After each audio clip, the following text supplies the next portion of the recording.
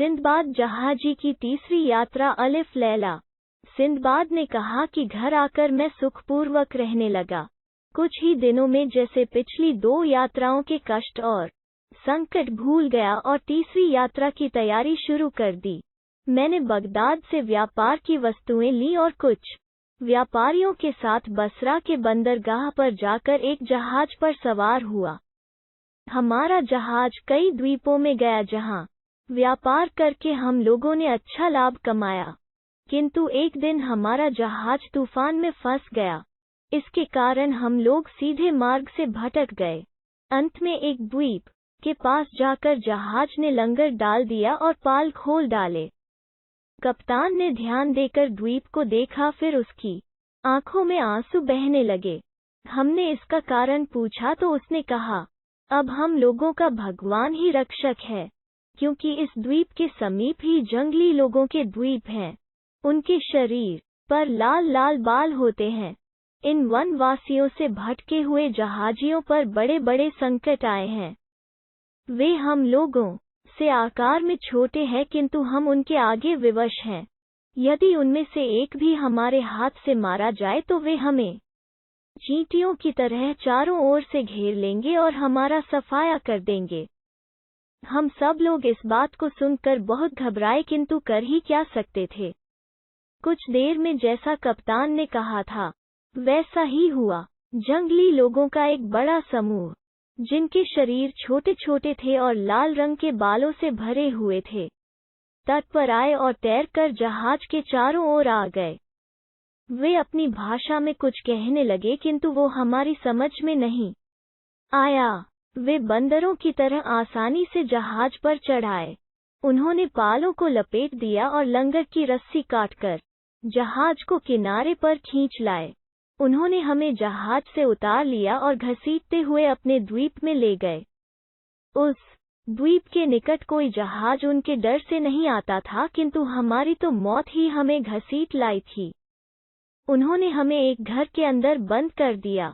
हमने देखा कि आंगन में मनुष्यों की हड्डियों का एक ढेर जमा है और बहुत सी मोटी लोहे की छड़ें रखी हैं। हम यह देखकर भय के कारण अचेत हो गए।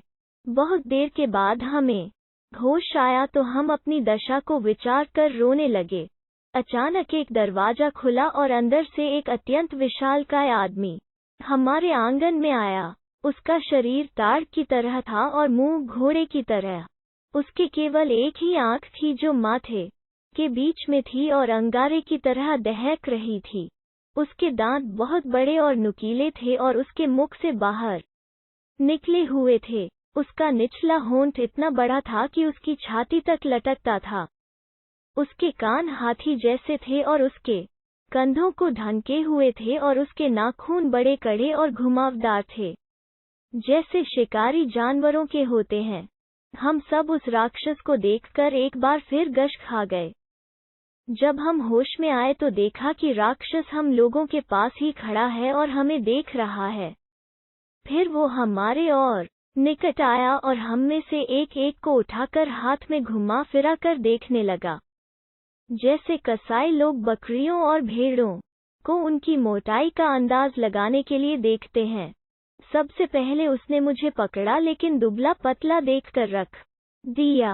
फिर उसने हर एक को इसी तरह देखा और अंत में कप्तान को सबसे मोटा ताज़ा पाकर उसे एक हाथ से पकड़ा और दूसरे हाथ से एक छड़ उसके शरीर में आर पार कर दी और फिर आग जलाकर कप्तान को भून कर खा गया। फिर अंदर जाकर सो गया।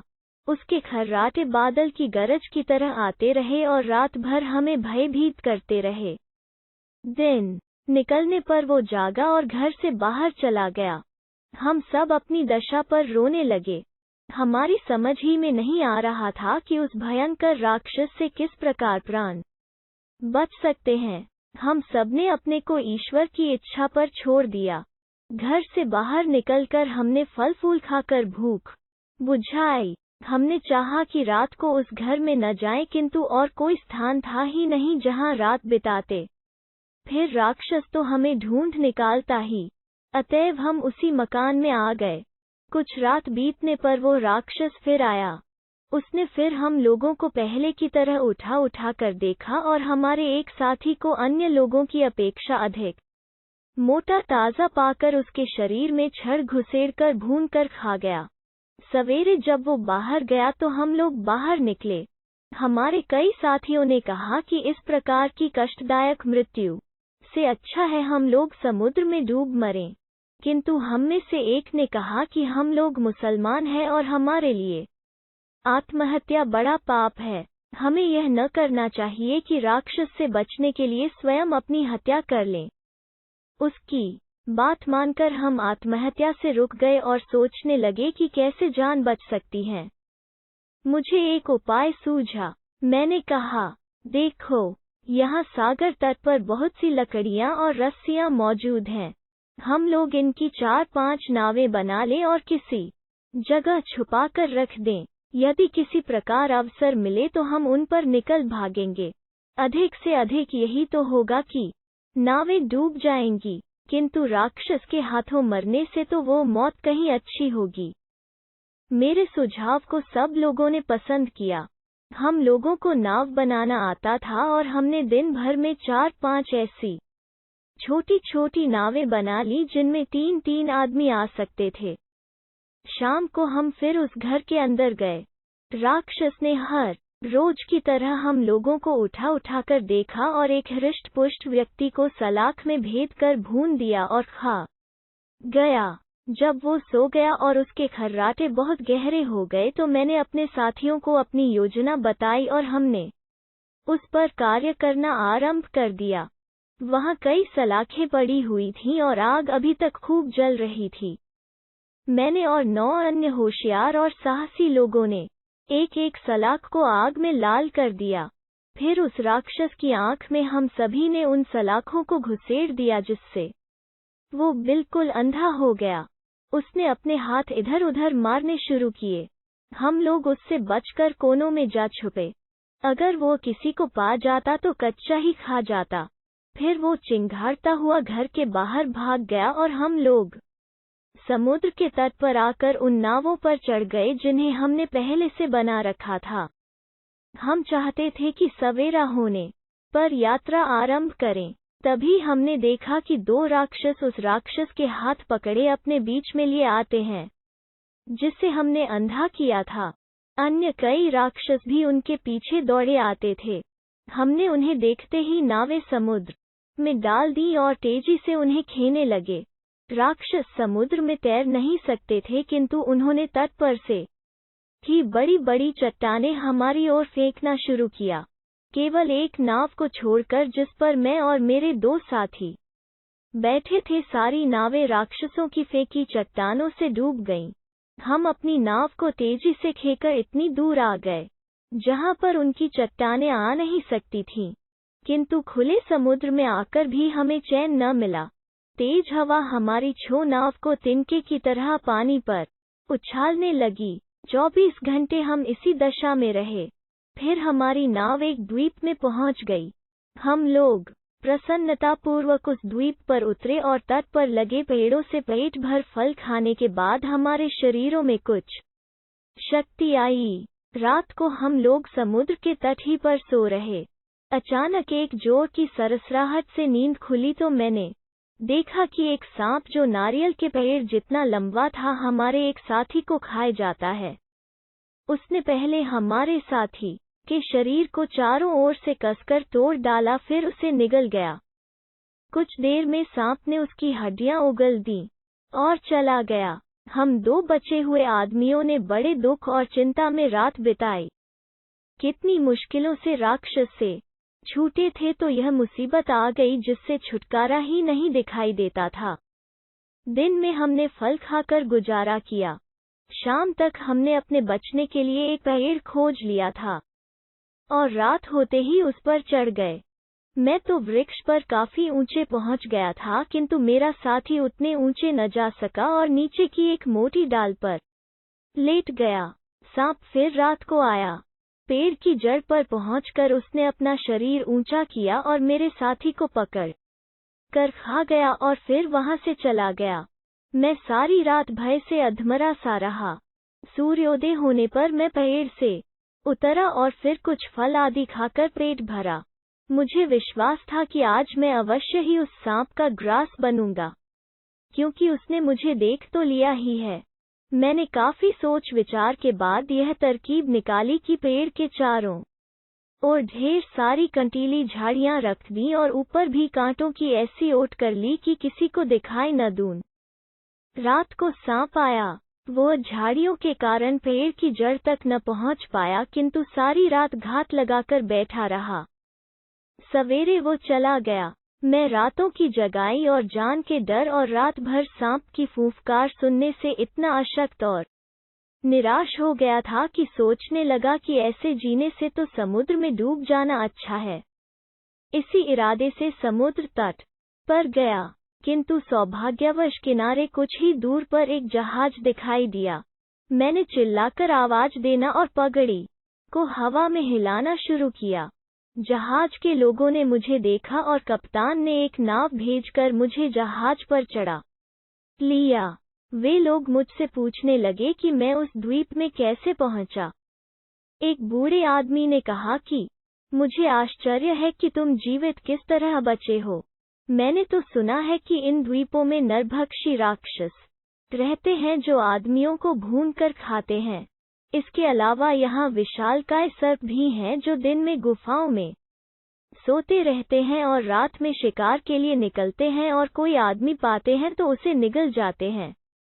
मैं उनकी बातों का उत्तर न दे सका क्योंकि भूख और जगाई के कारण निढाल हो रहा था। उन्होंने मुझे भोजन कराया और चूंकि मेरे वस्त्र तार तार हो रहे थे इसलिए एक जोड़ा कपड़ा भी मुझे दिया। फिर मैंने विस्तार पूर्वक अपनी विपत्तियों का वर्णन किया और बताया कि किस प्रकार राक्षस और सांप से बचा। सबने कहा कि तुम पर भगवान की बड़ी कृपा है जिससे तुम जीवित बच रहे। हम लोगों का जहाज सिलहर द्वीप में पहुंचा जहां चंदन होता है जो बहुत सी दवाओं में डाला जाता है।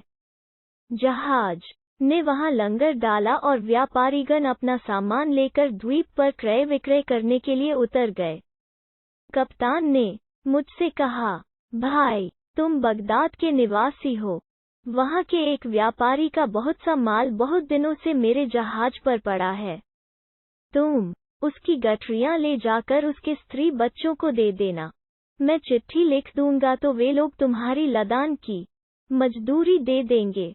मैंने उसको धन्यवाद दिया कि उसने मुझे काम तो दिलाया। उसने अपने लिपिक से कहा कि उस व्यापारी का माल इस आदमी को सौंप दे। लिपिक ने पूछा कि उस व्यापारी का नाम क्या था। कप्तान ने कहा कि माल का मालिक सिंदबाद जहाजी था। मुझे इस बात पर इतना आश्चर्य हुआ कि कप्तान का मुंह देखने लगा।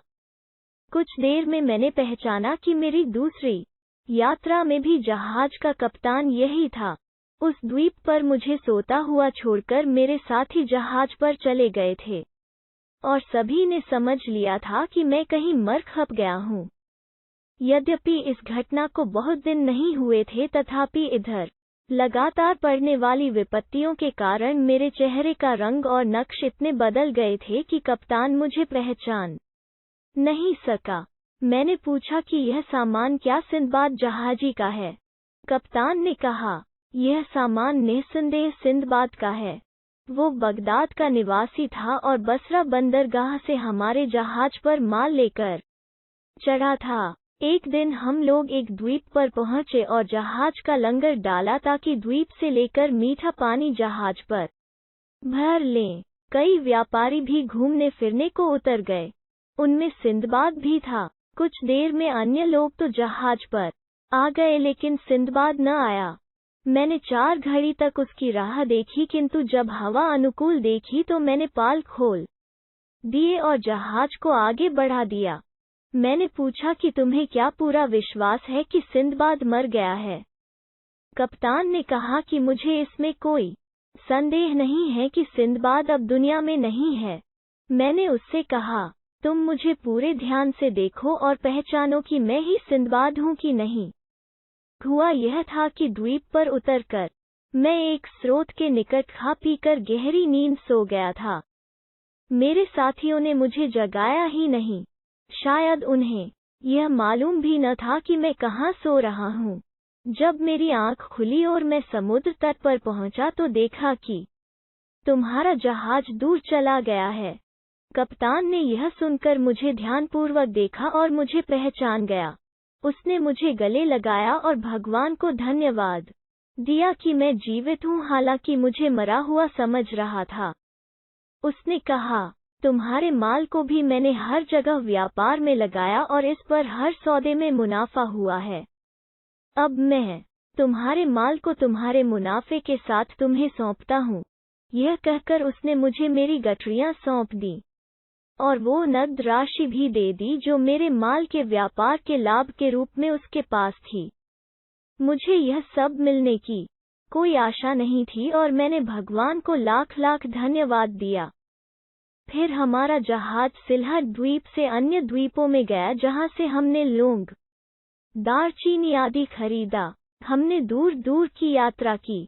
एक जगह हमने इतने बड़े कछुए देखे जिनकी लंबाई चौड़ाई 50-50 हाथ की थी और अजीब मछलियां भी जो गाय की तरह दूध देती हैं। कछुओं का चमड़ा बहुत कड़ा होता है, उसकी ढालें बनाई जाती हैं। हमने एक और अजीब किस्म की मछलियां देखीं। इसका रंग और मुंह ऊंट जैसा होता है। घूमते फिरते हमारा जहाज बसरा के बंदरगाह में आया। वहां से मैं बगदाद आ गया। मैं कुशल क्षेम से अपने घर आने पर भगवान को लाख लाख धन्यवाद दिया। इस खुशी में मैंने बहुत सा धन भिखारियों को तथा निर्धनों के सहायतार्थ दिया। इस यात्रा में मुझे इतना लाभ हुआ कि जिसकी गिनती नहीं की जा सकती। मैंने दान आदि करने के अतिरिक्त कई सुंदर भवन तथा आराम आसाइश की चीजें भी खरीदी।